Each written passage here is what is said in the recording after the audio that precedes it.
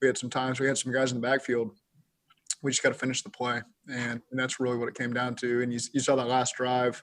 That's when the big gashes came. As they found a nice rhythm on offense, and they moved the ball pretty effectively. Zach, would you consider in these, you got a few days here to kind of evaluate and then get a new week started. Would you consider making some changes to the offensive line, or are there just not a lot of options there? Nothing's off the table. That's for certain. And we don't want to rush into these decisions and make sure we make the right decisions for the group. In some ways, they just, we got a different right guard in there, and we need some reps, some live reps. But again, we'll make the best decisions for that group. As like you said, we got a couple extra days here.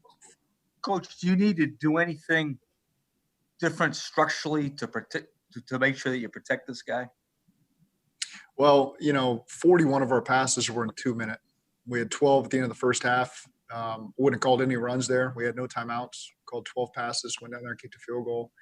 And then we had 29 throws with in the last 10 minutes of the game when we were down 2 touchdowns. And the issue with calling some runs there is if it bleeds those 40 seconds off, they were moving the ball pretty well. They were running the ball. They had the lead. They were going to continue to do that. You really couldn't guarantee that you were going to get the ball again for second possession. So, we scored 14 points on those 29 passes. So, again, we don't want our quarterback taking shots. We don't want to live in a drop-back world. But we just felt like in those 2 moments at the end of the first half and in the last 10 minutes of the game, we threw the ball 41 times and scored 17 points, and we're going to do what we need to do to put ourselves in a position to win.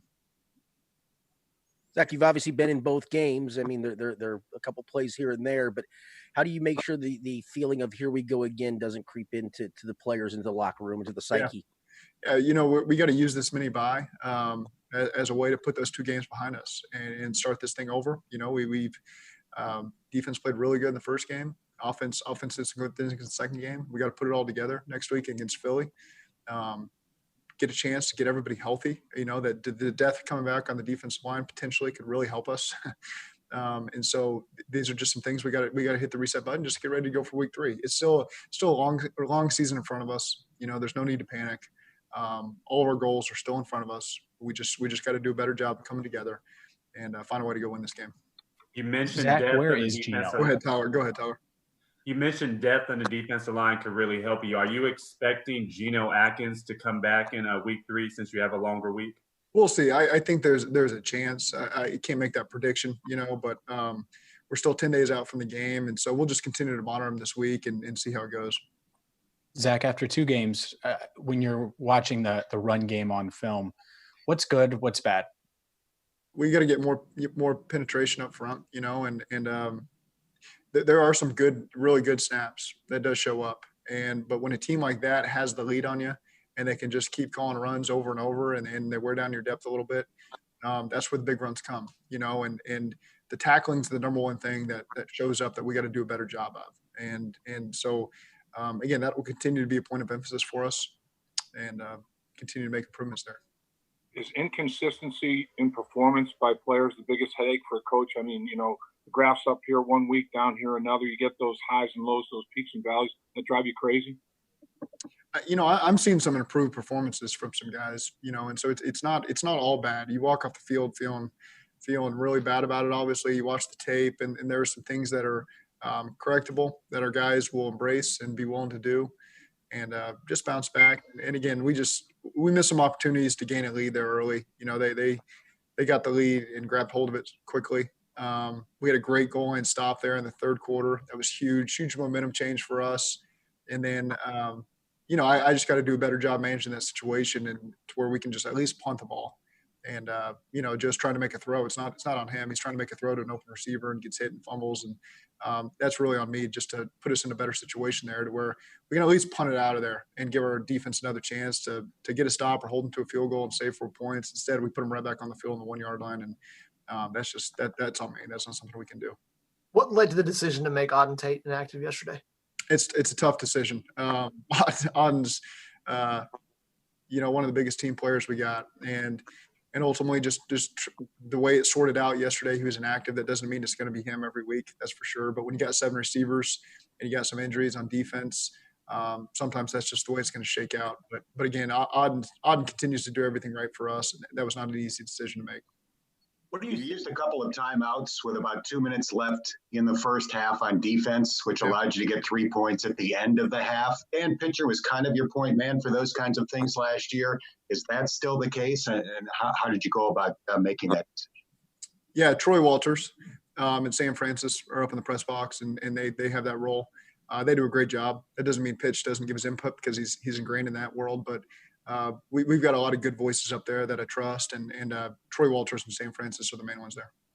Zach, what are you seeing out of John Ross right now? It seems like he had some pretty limited looks last night. Well, we've got a lot of talent at that position, and so the ball just goes where the ball goes a lot of times. And T got more reps last night, but again, we still have faith in John. He's got a role for us. It's just the way the game shook out. Are there times where you want him to be fighting for the ball a little more? It looks like where maybe he has a chance to go make a play and he's not. Have you noticed that with him? In this last game, John Ross? Yes. Yeah. In the last day, there was a ball, maybe about a 15 to 20-yard pass last night where it looks like he could have kind of fought a little more for the ball. There was another one where he was crossing over the middle where he wasn't looking. What did you see on those plays? Yeah, the crossing route, we had a free hitter. We shouldn't have had a free hitter. We had a free hitter, and so Joe had to get it out of his hands. And John really was about to clear to a space where he would have been ready for the ball. So I wouldn't put that on either one. I put that on we got to have better communication up front on that play. And in the one down the sidelines, the DB sat on a double move. It was really a triple move in a sense. And, DB made a good competitive play on it and just didn't work out for us. Kind of a rare night where you get 13 targets for AJ and only 3 catches. What was your view of that? Yeah, I mean, we had some matchups we liked, and again, that's just something we'll continue to reassess and make sure that we're on top of all the details and find completions where we can get them. Aside from Joe Burrow, go ahead, Charlie. Aside from Joe Burrow, is there anyone whose performance over the last 2 weeks has particularly impressed you? I think there's a lot of guys that are doing things the right way, trying to do the way we're coaching them. Again, we just got to put this whole thing together as a team and create some turnovers early, capitalize on some of these good drives that we're having where we're kicking field goals early in the game, and just jump out to a lead. And then you can really play football the way that you intend to play it. And again, this is just a collective team effort here, and we're going to get it together. We got the right guys in the locker room. I can guarantee you that. You really see the leadership stand up, and no one's happy that we're 0-2 right now, but it is what it is. And like I told the guys, we got 14 games left. All of our goals are still in front of us. Let's take a breather this weekend, get your legs back underneath you, come back, refocus, and let's find a way to go win our first game. Coach, you talk about the leadership and, establishing the captains.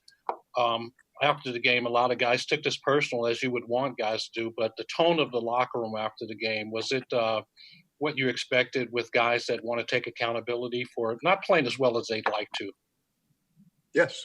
Yeah. I mean, it's just guys want to win. And it's a locker room built of guys that don't like losing. They take that personally. They don't sleep well at night when it happens. And so I got confidence that we're going to get it going the right direction. There's no question about that. And we just got to put it all together. And I'm excited for that day to come. It's a physical game. It's a physical game. Your quarterback is obviously going to take some shots. That happens. But do you find yourself wincing when you watch back and see some of the shots that Joe has taken in the first 2 games? Yeah, you don't like to see that. We think long and hard. We look back through every drive and think about how we do it differently. And like I said, unfortunately, you're down 12 points versus a team that's running the ball really effectively with 10 minutes left, and you end up calling 29 passes. And that to us was the way to move the ball the quickest and try to get in the end zone, which we did both times. But of course, we want Joe Mixon and Gio to be a big part of this thing. And so again, we just got to do a better job putting ourselves in position to play with a lead so that we can do what Cleveland did, and just run the ball and rely on those backs and take your shots when they're there with the receivers. And that's the most effective way to play football. Zach, do you still feel good about the vision that Jim Turner has for the offensive line and what he wants to accomplish there? I do. I do. And there's just, again, some communication. You put a new piece of the puzzle in there, and we got to make sure we just iron things out because there's some opportunities there in the run game where you see it's a nice box. We got a good shot there, and we only get 1 or 2 yards, and it's just one little error. Protection-wise, the guys are covering up their guys. It's Myles Garrett's a good pass rusher. You're gonna move him around. You try to track him as best you can, slide to him, chip him, rib him. But he's one of the premier pass rushers in this league, and unfortunately for us, we've seen 2 of them now, back-to-back weeks, guys that could argue for that top pass rushing spot. And So our tackles are working their tails off to at least give Joe a chance to get the ball out of his hands, or if it collapses, extend it and buy some time and just not let a clean runner come, and I can really think of two last night where we just had a clean runner. It's just a protection error, 61 passes. We had two where we just flat out turned a guy free. That's not good because your quarterback's going to take hits. But again, we just got to clean up some of the technique stuff and we'll be fine there. You mentioned over 40 times you throw the football down 2 scores. You're a young quarterback, very patient. They're not going to let him throw over to the top with that 2-score lead. They're making sure nothing behind him. Were you impressed with his patience? I mean, only one chunk play out of those attempts, the touchdown pass of over 20 yards. He kept taking what the defense was giving him. You impressed with his poise and his patience? I am. I really am. It's 2 games where we've really put a lot on him to lead us, and he's done it. He's taken us down there at the end of the game, and I mean, shoot, how many touchdown drives has he really led us on in the fourth quarter in these 2 games? That's really encouraging. And so you just know that again, when we give ourselves a better chance earlier in the game, that we can rely on him to go down there and win a game or hold the lead for us, And so this whole team's got so much confidence in that guy. He's tough. He hates to lose. He's going to do everything in his power to win the game for us. He's trying. He's trying 2 touchdown passes there in the fourth quarter, trying to get us back in it. And again, it's just a little too late for our team. Coach, what do you lose in C.J. Uzama, and also who takes over now in that tight end in the tight end room? Yeah, he's a leader for us. It's hard because he plays a lot for us in all 3 of the phases. He protects for us. He's in the run game, and he had some nice catches yesterday. He had a nice touchdown catch, and so it's just unfortunate. That's part of football. Everybody loses a key guy every now and then, and you hate for it to be a guy like CJ. Drew Sample obviously is going to step up. Ethan Carter's going to step up. We'll evaluate where our 3rd tight end spot's at. But again, those guys, that tight end room is coming on. Those guys are all making improvements, and so it's just the next man up mentality. Coach, you talked about Mike Thomas. You brought him over from the Rams. It looks like he's really starting to get comfortable within your system here. He's been in the system for a long time, games are created equal. There's different reasons for all of them, but they were a big topic last year and a big issue last year. 2 games in, 0 for 2 in them this year. Is there something your team needs to learn how to do in these games, or do you feel like you guys need to reassess how to win them better? What do you think is missing in those situations? Yeah, two different games. Like you just said, they're all different. Last week, I don't know what we would say we would do differently on the last drive of the game. I don't know what we would do differently there because we were really in a position. This week, it was we're going to have to recover that onside kick, give us a chance. It really comes down to both the goal lines there, the goal line stop we got on defense, and then, again, just bad 3rd down play call on my part that put us in position where the defense is back out there on the 1. That's hard to stop them 8 times on the 1-yard line. And then the other way, flip it down. We had the ball on the 1-yard line and took a 4-yard loss on a goal line run. Had an opportunity on a pass there that was close to being a touchdown that we didn't get, where we really had a mental error. So again, it's just that it's hard when you're not winning. When you put your defense back in a tough position on the goal line and we don't take advantage, we lose 4 points, probably 5 points because we were going to go for the 2-point conversion there. And ultimately lose the game by 5. That's where the game came down to, and again, we're 0 for 2 in the turnover battle too. I know we lost it last week and we tied it this week, but you got to win the turnover. You win the turnover battle, you win these 1-score games. That's what it comes down to. And we're 0 for 2 right now. And you look back last year, probably the same story. We didn't win it for the first 12 games or so, and you lose a lot of 1-score games. And it's simple as that in this league.